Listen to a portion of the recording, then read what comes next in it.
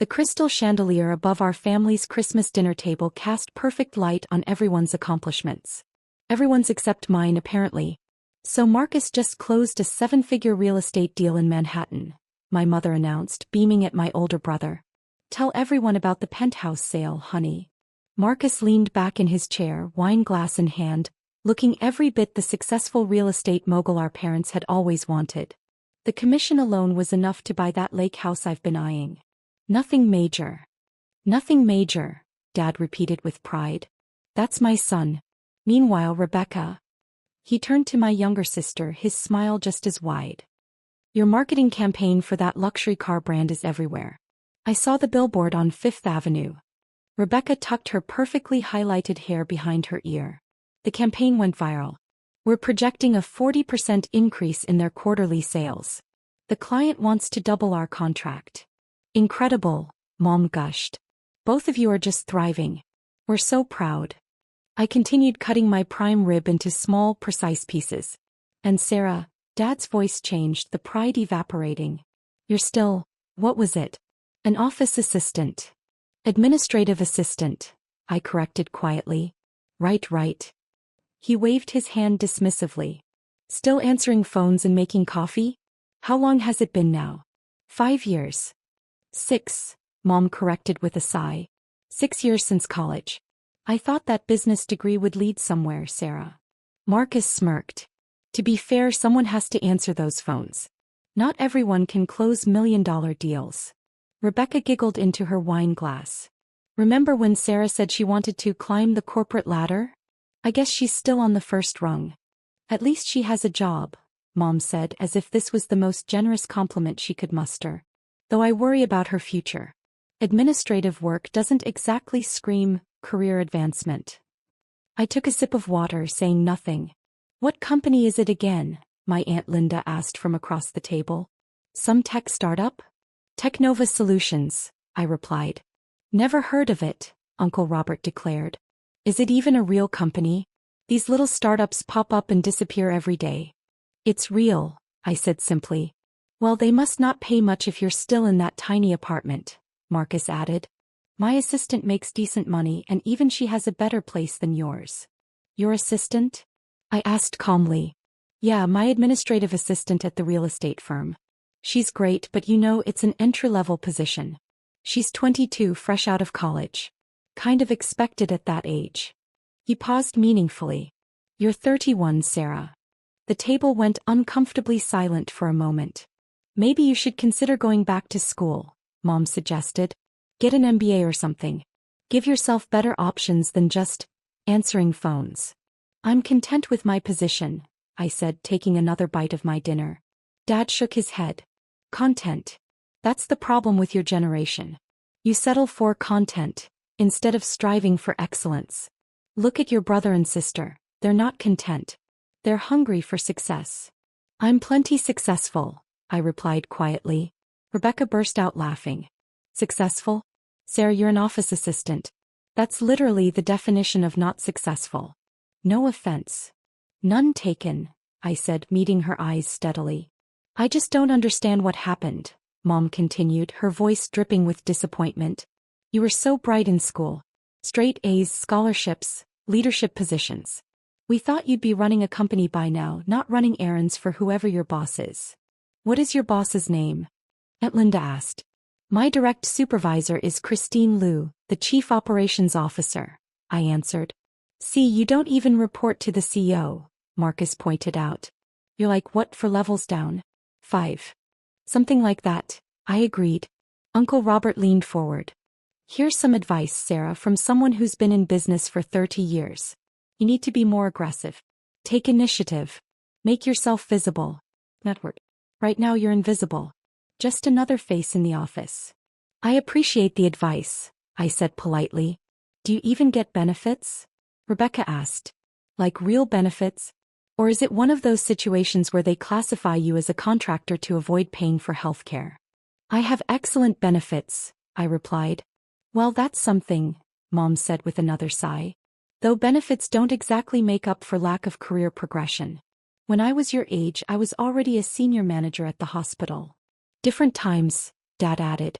But still, Sarah, your mother has a point. 6 years and no promotion? That's concerning. Have you thought about applying elsewhere? Maybe a bigger company where there's actual room for growth. I like where I am, I said.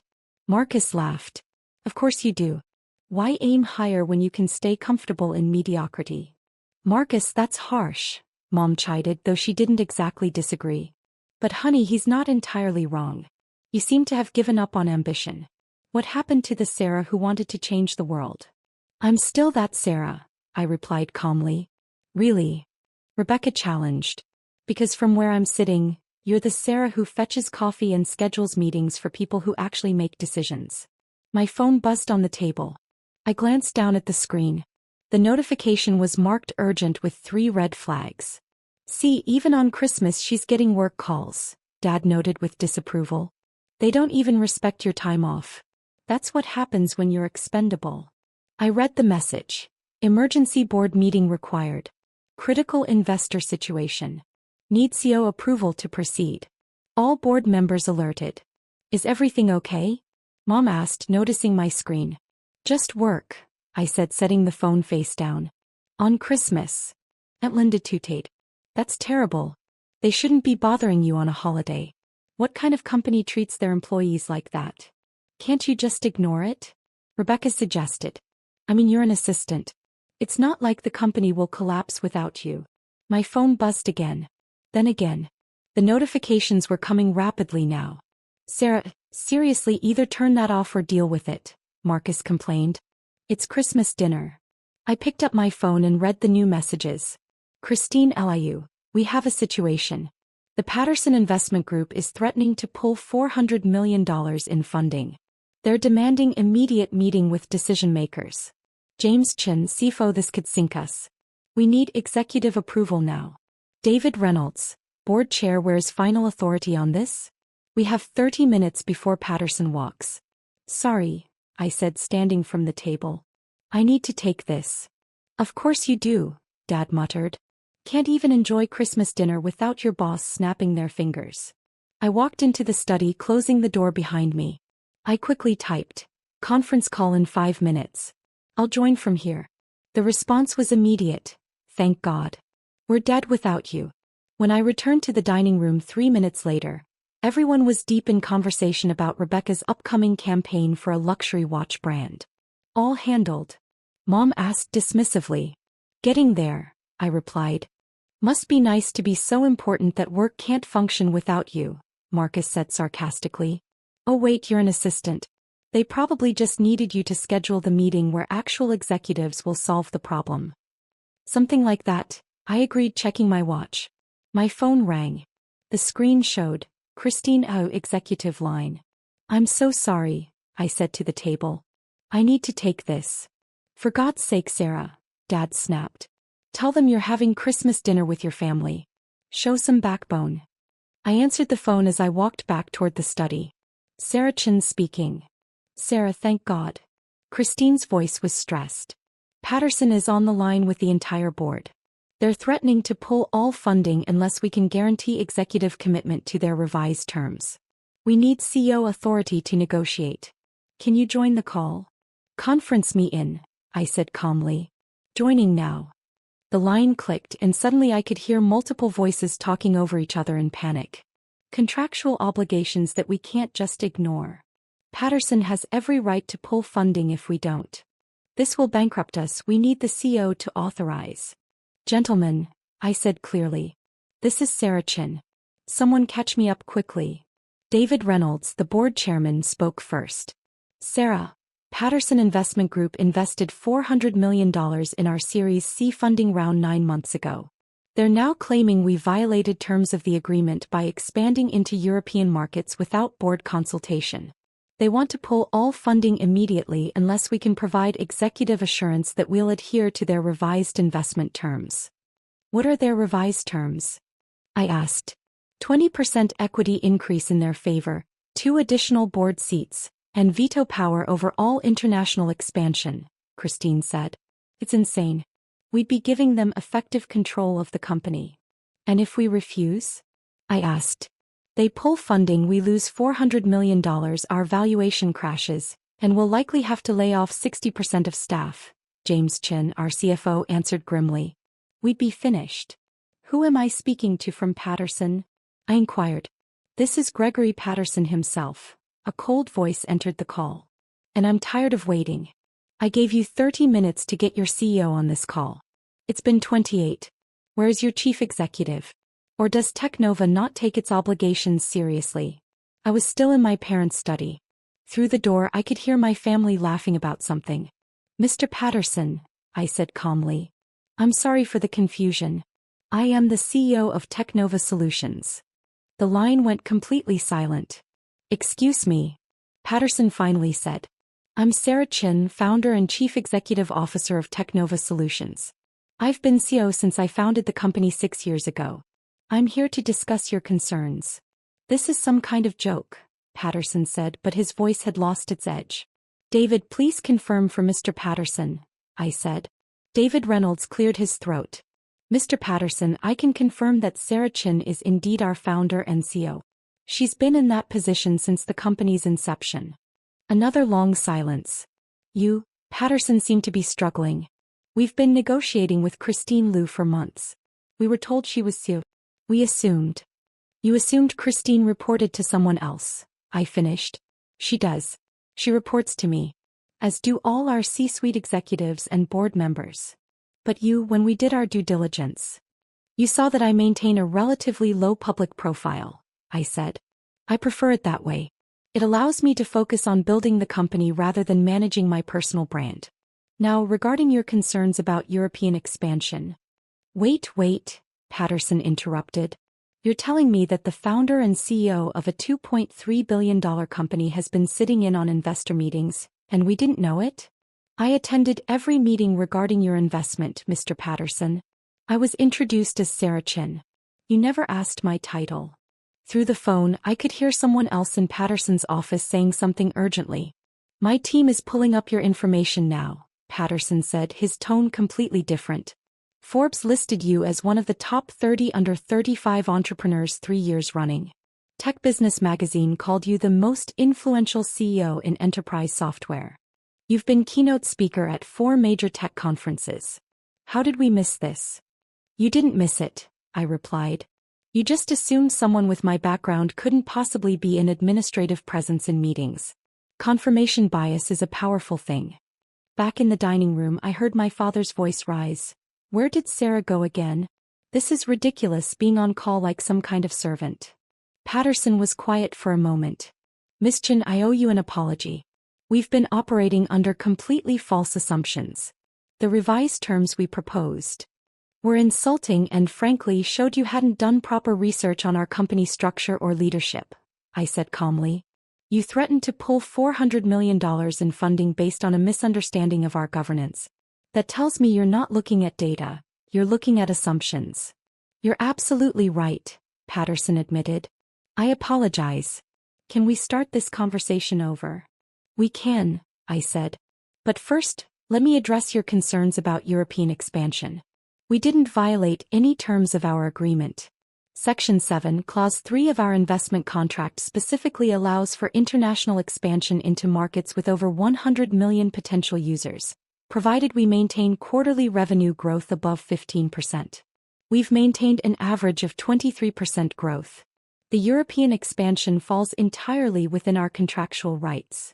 I need to review the contract, Patterson said. David, please send Mr. Patterson the relevant sections highlighted, I instructed. Mr. Patterson, I suggest you review with your legal team and call me back in 48 hours when you've verified the information. We're happy to continue working with Patterson Investment Group, but not under duress or based on misunderstandings. Miss Chennai, yes, absolutely. Thank you for your patience. Christine, James, David, thank you all for handling this until I could join. We'll reconvene after the holiday. Everyone enjoy your Christmas. I ended the call and stood in the study for a moment, gathering myself. When I walked back into the dining room, dessert had been served. Tiramisu. Finally, Rebecca said. We thought you died in there. Sorry about that, I said, sitting down. Crisis averted. Crisis, Marcus snorted. What kind of crisis could an administrative assistant possibly handle? Did someone need emergency coffee? Something like that, I replied, picking up my dessert fork. See, this is exactly what I'm talking about, Dad said, gesturing at me with his spoon. You're at their beck and call 24/7 and for what? A modest salary and zero recognition. You need to find a company that values you, Sarah. I'm quite valued where I am, I said. Mom shook her head sadly. You say that, but honey, if they valued you, you'd have been promoted by now. 6 years as an assistant? That's not value, that's exploitation. My phone buzzed again. Multiple notifications. Christina, you're incredible. Patterson just sent over a formal apology and requested a call with you directly next week. David Reynolds. That was masterful. He had no idea who he was threatening. James Chin. You just saved the company. Merry Christmas, boss. More work emergencies? Rebecca asked mockingly. Let me guess. Someone needs copies made? Just colleagues saying Merry Christmas, I replied. How thoughtful, Aunt Linda said. Though I suppose even bosses can be pleasant on holidays. Does your supervisor appreciate you at least? My supervisor is very appreciative, I confirmed. Marcus leaned forward. Seriously though, Sarah, what's your 5-year plan? You can't answer phones forever. Even if you like the company, don't you want to move up? Become a manager or something? I'm comfortable with my current trajectory, I said. Current trajectory, Dad repeated with disgust. What trajectory? You're stagnant. Static. You're not going anywhere. I disagree, I replied calmly. Then enlighten us, Rebecca challenged. What's this big trajectory we're missing? What's your secret plan for success? I took a bite of tiramisu. I'm content where I am. Content again, Mom sighed. That word. It's like you've given up on dreaming. Uncle Robert jumped in. When I was your age, I was already running my own department. Had 12 people reporting to me. That's success, Sarah. That's ambition. What do you have to show for 6 years? Experience, I answered. Experience as an assistant, Marcus clarified. That's like saying you have 6 years of experience making coffee. It's not impressive. My phone rang again. This time the screen showed Michael Torres' Wall Street Journal. Oh, for heaven's sake, Dad exploded. Turn that thing off. It's Christmas. I should take this, I said quietly. I'll be quick. Of course you will, Rebecca muttered. Can't keep your boss waiting. I stepped into the hallway and answered. Michael, Merry Christmas. Sarah. Sorry to bother you on the holiday. Quick question. I'm running the piece on Technova's Q4 performance tomorrow. Can you confirm the revenue numbers? My sources say you hit $890 million for the quarter, which would put your annual revenue over $3 billion for the first time. That's correct, I confirmed. We'll make the official announcement on the 27th. Incredible. That's what 200% growth from last year. Closer to 220, I said. But let's stick with the conservative estimate for your article. You got it. One more thing. Forbes is finalizing their most powerful women in tech list. They're putting you at number 7. Any comment? I appreciate the recognition, but I'd rather the focus stay on our team's achievements than individual accolades. Classic Sarah Chin, Michael laughed. Always deflecting credit. Okay, I'll let you get back to your holiday. Thanks for confirming. I hung up and returned to the dining room. All done with your work emergency? Mom asked with thinly veiled irritation. Yes, all handled, I replied. Good. Now maybe you can actually participate in family time instead of being at everyone's beck and call. Marcus set down his wine glass. You know what your problem is, Sarah? You have no boundaries. You let work walk all over you. In my field, I make clients wait. I control the relationship. That's power. You're just reactive. Interesting perspective, I said. It's not perspective, it's reality, he insisted. Look at Rebecca and me. We dictate terms. We're in control. You just respond when someone tells you to jump. That's the difference between success and mediocrity. Rebecca nodded enthusiastically. Exactly. I have clients begging to work with me. They know I'm the best, so they wait for my availability. You're the opposite. Available whenever anyone needs you. It's sad. I'm glad you both have that dynamic with your clients, I said neutrally. You could too if you'd just show some initiative, Dad insisted. Stop being so passive. Demand a promotion. Demand a raise. Make them see your value or leave for somewhere that will. I'm appropriately compensated for my role, I assured him. Uncle Robert laughed. Appropriately compensated as an assistant? What's that, maybe 60,000 a year? 70 if you're lucky? Something in that range, I said vaguely. Exactly my point, Dad said triumphantly. Your sister probably makes that in a month with her bonuses. Marcus makes it in a week with his commissions. You're barely scraping by. I manage, I replied. Just managing isn't living, Mom said softly. We want more for you, Sarah. We want you to thrive, not just survive. Aunt Linda reached over and patted my hand. Honey, there's no shame in where you are. But you're 31. Time is running out to establish a real career. Have you thought about going back to school? Or maybe starting over in a different field? I'm happy in my current field, I said. But doing what? Rebecca pressed. Answering phones? Filing paperwork? Sarah, be honest, what do you actually do all day? I manage operations, I replied simply. Marcus nearly spit out his wine. You manage operations? Sarah, you're an administrative assistant. You assist the people who manage operations. There's a difference. I suppose there is, I agreed. My phone buzzed with another notification. This one was from our PR team. Melissa Wong, PR Director CNN, just reached out for comment on the Patterson situation. Should I confirm you personally resolved it or keep it vague? I typed back, keep it vague. Credit the team. More work? Dad asked, exasperated. Just coordinating some communications, I said. On Christmas, Mom repeated, shaking her head. They really don't respect your time at all.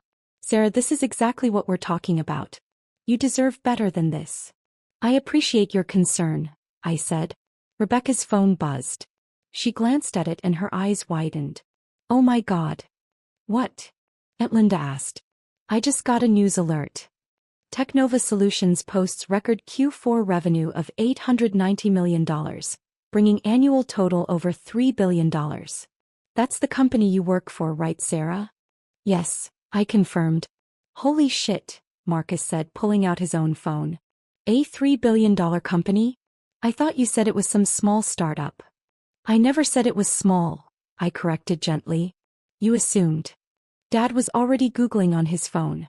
Technova Solutions, leading enterprise software solutions provider, valued at $15 billion. Offices in 18 countries. Over 3,000 employees. He looked up at me confused. This is where you work? Yes, I said. As an administrative assistant? Mom asked incredulously. That's how I identify when I'm not discussing work details, I replied. Rebecca was scrolling rapidly. Sarah, this company is massive. They're publicly traded. They're partnered with Microsoft and Google. How have we never heard of this? You weren't interested enough to ask about specifics, I said calmly. Marcus found something on his phone. His face went pale. There's a photo here from last year's Tech Innovation Summit. Technova CEO Sarah Chin delivers keynote on the future of enterprise AI solutions. He looked up at me. CEO. The entire table went silent. Yes, I said simply. I'm the founder and CEO of Technova Solutions. That's not possible, Dad said. You said you were an administrative assistant. I said I do administrative work, I corrected. Which is true. I administer the entire company. Mom's hand was over her mouth. You've been CEO for 6 years? Since you founded it? Yes. I started Technova 6 months after graduating. We were 3 people working out of my apartment. Now we're over 3,000 employees across 18 countries. Rebecca's hands were shaking as she scrolled. Forbes has you listed as number 7 on their most powerful women in tech list. Your estimated net worth is... She stopped, her voice barely a whisper. It says $2.7 billion. Market valuations fluctuate, I said. But that's approximately correct. Uncle Robert looked like he might faint. You're a billionaire? On paper, I confirmed. Most of it is tied up in company equity. Aunt Linda's voice was tiny. And you just let us, all of us, call you an office assistant? For 6 years. You called me that, I said gently. I simply didn't correct you. Every time you asked about my job, I gave you truthful answers. I do work at Technova. I do handle administrative functions. I do report to Christine Liu on operational matters. She's my COO and I value her input immensely. Everything I told you was accurate. You just made assumptions about what those facts meant. Marcus had found the Wall Street Journal article from earlier this year. Sarah Chin, the quiet revolutionary changing enterprise software. It says here you turned down acquisition offers from both Apple and Amazon worth over $20 billion because you wanted to maintain independence. The offers were flattering, I acknowledged. But we're building something special. I didn't want to give up control. Dad was reading from his phone, his voice stunned. Chen's leadership has been characterized by her unusual management style. She regularly works alongside entry-level employees and maintains an open-door policy that has created one of the highest employee satisfaction ratings in the tech industry. I believe in understanding every aspect of the company, I explained. You can't lead effectively from an ivory tower. Mom's eyes were filled with tears. Sarah, why didn't you tell us? You never asked, I said simply. Every time we had dinner, you talked about Marcus's deals and Rebecca's campaigns. You told me about your achievements. I listened and congratulated you. But you never once asked me to actually explain what I do. You just assumed based on your own biases about what success looks like. Rebecca's face was red. I called you mediocre. I said you had no ambition. You did, I agreed. But I don't measure my worth by your approval. Marcus stood up abruptly, his chair scraping back. This is insane. You let me patronize you about how to succeed in business. I'm in real estate. You run a $15 billion tech company. Your real estate advice is valid for real estate, I said calmly. Different industries operate differently. Aunt Linda's voice trembled. When I told you to be more aggressive and visible, you're literally on the Forbes list. Visibility isn't always power, I replied. Sometimes the most powerful people are the ones working quietly behind the scenes. Dad set down his phone with shaking hands. The emergency call earlier. That wasn't scheduling a meeting. That was a major investor threatening to pull $400 million in funding. I finished. I resolved it. That's what I do. Mom was crying openly now. We've been so cruel to you. Every holiday, every dinner we've dismissed you and patronized you and you revealed who you are, I said gently. That's valuable information. Sarah, Rebecca whispered. I'm so sorry. We've been horrible. You've been honest about how you see the world, I corrected. You believe success looks like visibility, recognition, and traditional markers of achievement. That's fine. I believe success looks like building something meaningful and treating people well. We have different values. Marcus sat back down heavily. When I bragged about my assistant making more than you, I was comparing my employee to one of the wealthiest women in tech. Your assistant probably has a lovely apartment, I said kindly. Uncle Robert was still staring at his phone. It says here you've donated over $100 million to educational charities in the last 3 years alone. Education access is important to me, I confirmed. And you drive a Honda, Dad said, his voice hollow. A regular Honda Civic. It's reliable and efficient, I replied. Why would I need something else? Mom wiped her eyes. Your apartment. You said it was tiny. But you could afford. I could afford many things, I interrupted gently. I choose to live modestly because material excess doesn't interest me. My apartment is comfortable. It has everything I need. Rebecca's voice was barely audible. We thought you were a failure. I know, I said. I let you think that because your assessment of my success was never important to my actual success. You measured me by your standards, found me lacking, and felt superior. That told me everything I needed to know about your priorities. Why didn't you just tell us? Marcus demanded. 6 years of letting us mock you. Because telling you would have been about seeking your validation, I explained calmly. I don't need your validation. I never did. I came to family dinners because I wanted to maintain the relationship, not because I needed your approval of my choices. Dad's voice cracked. We've been so wrong about you. You've been exactly who you are, I replied. I accepted that a long time ago. Aunt Linda stood abruptly. I'm sorry, I need a moment. She left the table quickly. The silence that followed was deafening. Finally, Uncle Robert spoke. The advice I gave you earlier. About being more aggressive and visible. That was advice that works in your industry, I finished. Different contexts require different approaches. There's no single path to success. Mom reached for my hand. Can you forgive us? There's nothing to forgive, I said truthfully. You showed me who you are when you thought I was powerless. That's actually a gift. I know exactly where I stand with each of you. Marcus's voice was hoarse. What does that mean? It means I understand our relationship clearly now, I replied. You respected me when you thought I had power. You dismissed me when you thought I didn't. That tells me your respect is conditional on status, not character. Rebecca started crying. Sarah, please. We made a mistake. A terrible mistake. You made a choice, I corrected gently. Every dinner, every holiday, every phone call.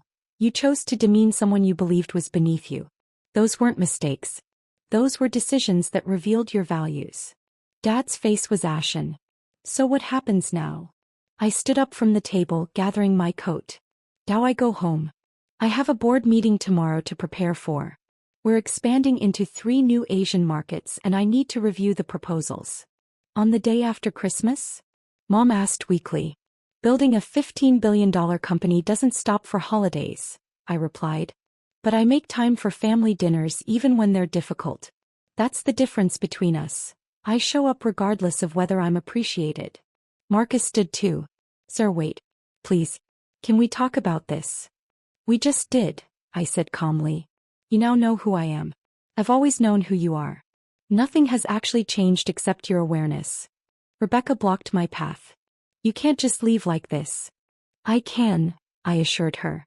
And I am. Thank you for dinner, Mom. The prime rib was excellent as always. Sarah, Dad started. I'll see you all at Easter, I said, walking toward the door.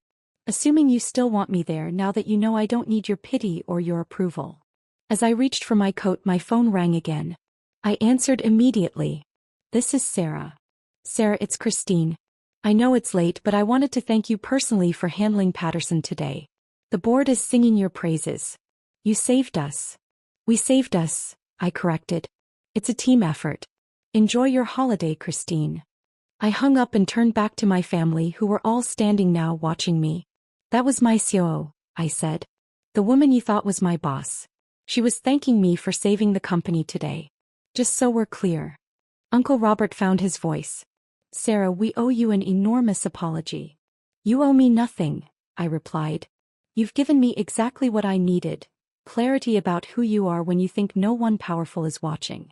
I opened the door, pausing to look back at them one last time. Merry Christmas, I said quietly. I hope you all have wonderful success in the new year. I know I will.